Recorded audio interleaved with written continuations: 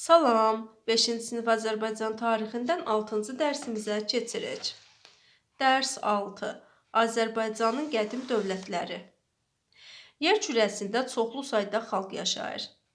Lakin bu xalqların heç də hamısının dövləti yoxdur. Xalqımız tarix boyunca çoxlu dövlətlər qurmuşdur. Tarixi Azərbaycan torpaqları Dərbənddən başlayıb Zəncana və Həmədana qədər uzanır. Onun ərazisi 400 min kvadrat kilometrdən çoxdur. Araz çayı vətənimizi 2 hissəyə bölür. Hazırda bu çaydan şimaldakı ərazidə Azərbaycan Respublikası yerləşir. Azərbaycan torpaqlarının böyük hissəsi Araz çayından cənubda yerləşdiyinə görə həmin ərazi Cənubi, yəni Güney Azərbaycan adlanır. Maraqlıdır ki, Azərbaycanda iç dövlətlərdən biri olan Manna məhz Urmiya gölü hövzəsində yaranmışdır. Urmiya gölü ətrafındakı torpaqlar bərəkətli idi. Əkinçilər taxıl, arpa və müxtəlif bitkilər becərir, bağçılıqla məşğul olurdular. Həm yaylaqlar, həm də qışlaqlar heyvandarlığın inkişafına təkan verirdi.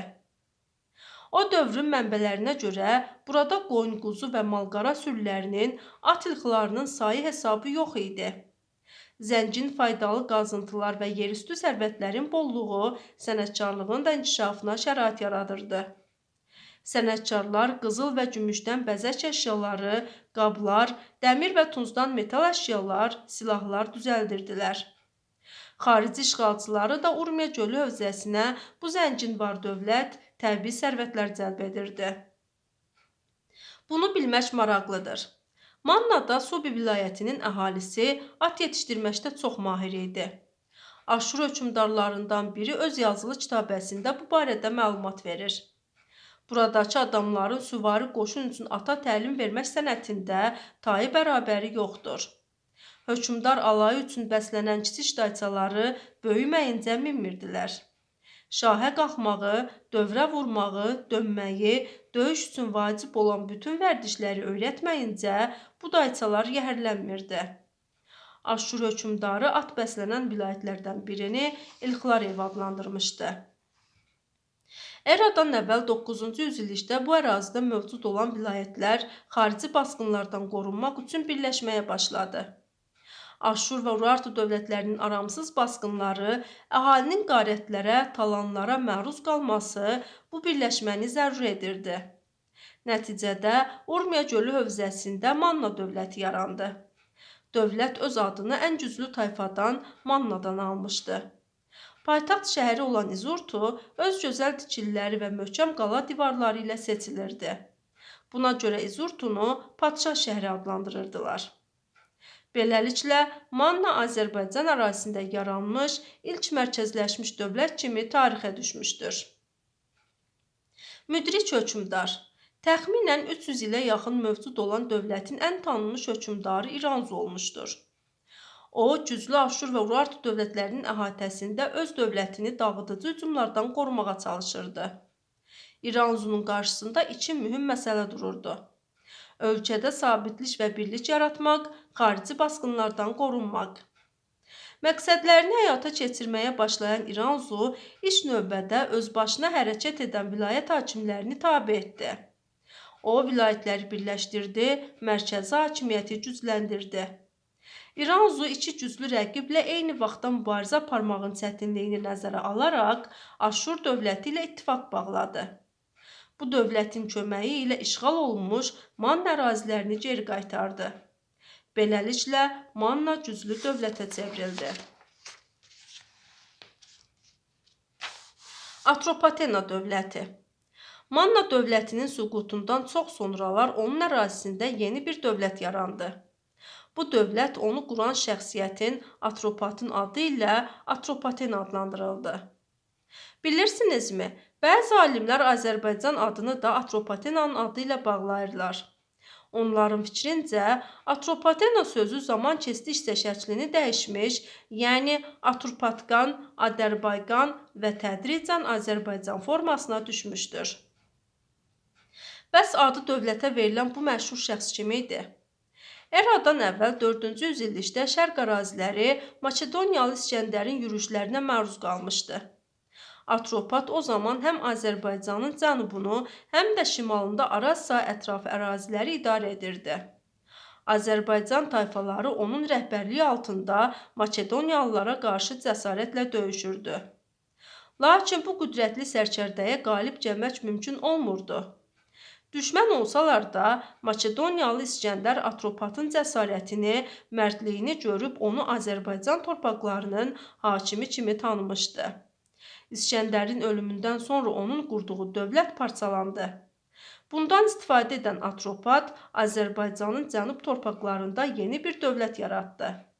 Dövlətin paytaxtı Qazaka şəhəri idi. Bunu bilmək maraqlıdır. Atropat istedadlı bir sərkərdə, uzaqgörən siyasətçi idi. O, İskəndərlə hərbi mübarizənin faydasızlığını gözəl başa düşürdü.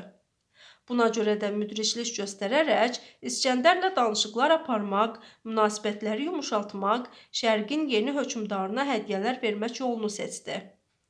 Bununla da Atropat işğalçıların Atropaten ərazisinə hücum etməsinə bəhanə vermədi. İskəndər olsa Atropatın hakim olduğu sərhədlərə gəlib çatmış, onun ərazisinə isə toxunmamışdı. Axı Atropat etibarlı müttəfiq idi. Atropatdan sonra hakimiyyətə gələnlər də ənənəyə sadiq qaldılar. Onlar dövlətin müstəqilliyi uğrunda mübarizə aparmış, qonşu dövlətlərin basqınlarının qarşısını almış, dövlətin uzun müddət yaşamasına nail olmuşdular.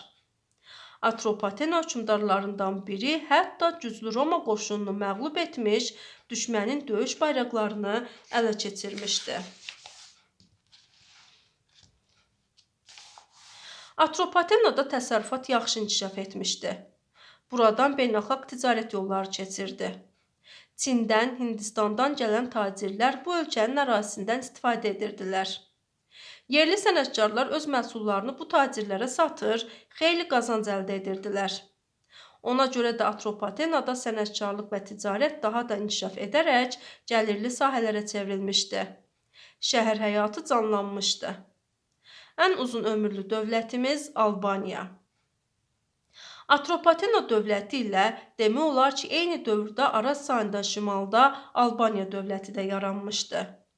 Onun sərhədləri qismən müasir Azərbaycan Respublikasının ərazisinə uyğun gəlsə də, ərazisi ondan daha böyük olmuşdur. Böyük Qafqaz dağlarından Araz çayına, qərbdə Göyçə gölü hövzəsindən Xəzər dənizinə dək geniş ərazilər bu dövlətin tərkibinə daxil idi. Albaniya şimal-qərbdə Gürcü dövləti İberiya ilə həmsərhədi idi. Dövlətin paytaxtı Qəbələ şəhəri olmuşdur. Bilirsinizmi, 1940-cı illərdə Mingəçevir su elektrik stansiyasının tikintisi aparılırdı. Ekskavatorlar dağları yarır, Azərbaycanın ən böyük elektrik stansiyası üçün dəryaça yeri hazırlayırdılar. Bir gün ekskavatorlardan birinin yerqazan çanağı boşluğa düşür. Ətrafa müxtəlif əşyalar səpələnir. Küp qırıntıları, metal əşyalar, zirehli geyimlər, dəbilqələr. Qazıntı işləri dayandırılır. Əraziyə gələn alimlər qazıntıları özləri davam etdirir və böyük bir mədəniyyətin izləri aşkara çıxarılır. Bu mədəniyyət nümunələri qədim albanlara aid idi.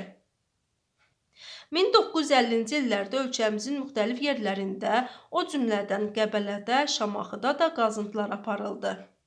Çoxdan unudulmuş qədim Albaniya tarixi artıq alimlərlə danışmağa başlamışdı. Qəbələdə içərisində kömürləşmişdən olan iri təsərrüfat küpləri, Şamaxıdan tapılan gümüş pul dəfinələri albanların inkişaf etmiş təsərrüfat həyatından xəbər verir. Yazılı mənbələrlə yanaşı, tapılan maddi mədəniyyət nümunələri alimlərə Albaniya tarixini bərpa etməyə imkan yaratdı. O dövrə aid qəbirlərdən də müxtəlif əşyalar aşkar edildi. Qədim Roma-Yunan müəlliflərindən biri yazırdı. Onlarda dəvə olduqca çoxdur. Dəvənin gözəl yunu vardır. Onun yunu çox zərifdir. Bu yundan tikilmiş paltarı ən varlı şəxslər geyinirlər. Qəbir abidələrindən yun parçalar ilə yanaşı, çatan parça qalıqları da tapılmışdır. Dünya ticarət yollarının bir qolu da Albaniya ərazisindən keçirdi. Pul dəfinələrinin tapılması ticarətdə yerli pullardan istifadə edildiyini təsdiq edir. Dəfinə, yer altında gizli qalan xəzinədir. Ölkənin zəngin sərvətləri, əlverişli coğrafi mövqeyi xarici qüvvələrin diqqətini cəlb edirdi. Albaniyanı işğal etməyə çalışan Roma dövləti buraya bir neçə dəfə qoşun yeritmişdi.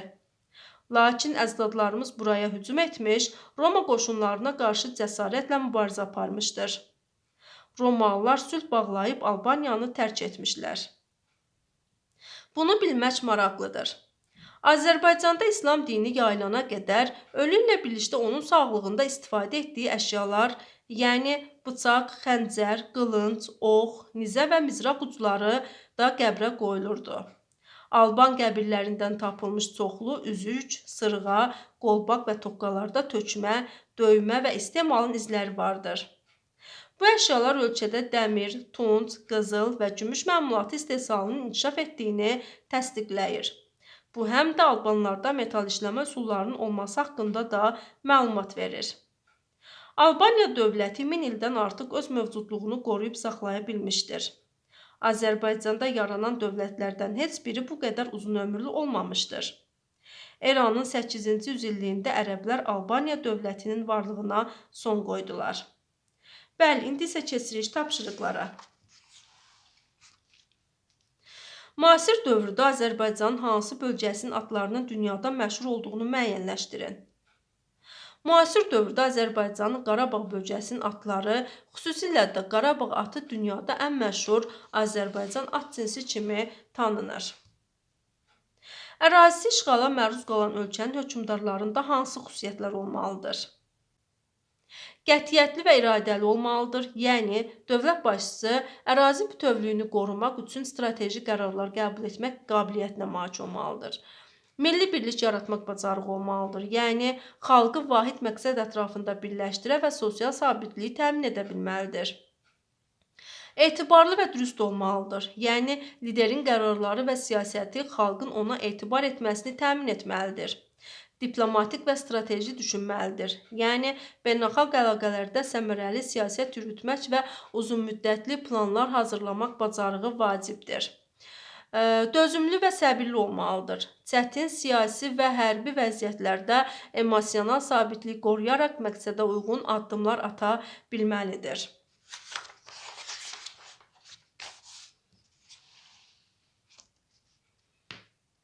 Cəsarət, mərdlik kimi xüsusiyyətlərin əlamətləri hansılardır? Cəsarət və mərdlik insanın mənəvi gücünü və düzgün mövqeyini göstərən mühüm xüsusiyyətlərdir. Cəsarətli insan çətinliklərdən və təhlükədən qorxmur, doğru qərar verməyi bacarır. O, ədaləti müdafiə edir, haqsızlıq qarşısında susmur və məsuliyyətli davranır. Mərd insan isə hər zaman dürüst olur, sözünə sadiq qalır, yalan danışmır və haqsızlığa boyun əymir. Belə insanlar başqalarına nümunə olur və hamının hörmətini qazanırlar. Atropatena dövlətinin yaranmasının əhəmiyyəti nə idi? Atropatena dövlətinin yaranması Azərbaycan tarixində mühüm hadisə idi. Bu dövlətin təşkili ölkənin yadellilərin işğalından qorunmasına və yerli hakimiyyətin möhkəmlənməsinə imkan verdi. Atropatena həm qədim Azərbaycan dövlətçiliyinin davamçısı kimi çıxış etdi, həm də bölgədə güclü siyasi mərkəzə çevrildi. Onun dövründə ticarət, sənətkarlıq və mədəniyyət inkişaf edərək ölkənin iqtisadi qüdrətini artırdı. Üstəlik, Atropatena adı sonralar Azərbaycan adının formalaşmasına əsas oldu və bu xalqın tarixi varlığını gələcək nəsillərə çatdırdı. İran üzü ilə Atropatı müqayisə edin, oxşar və fərqli cəhətlərini sadalayın. Hər ikisi qədim Azərbaycanın tanınmış hökmdarlarıdır. Hər ikisi ölkələrini qorumağa və gücləndirməyə çalışmışlar. Hər ikisi bacarıqlı siyasətçi və idarəçi kimi tanınmışdı. İran üzü eramızdan əvvəl 8-ci əsrdə Manna dövlətinin hökmdarı idi. Atropat isə eramızdan əvvəl 4-cü əsrdə Makedoniyalı İskəndərin ölümündən sonra Atropatena adlı yeni dövlət yaratmış və bu ərazilərdə müstəqil hakimiyyət qurmuşdur. İran üzü güclü qonşulara qarşı mübarizə aparmış və ölkəsinin ərazi bütövlüyünü qorumağa çalışmışdı. Deməli, İran üzü mövcud dövlətin gücünü artırmaqla, Atropat isə yeni dövlət qurmaqla tarixdə qalmışdır. Tarixdə böyük izlər buraxmışlar.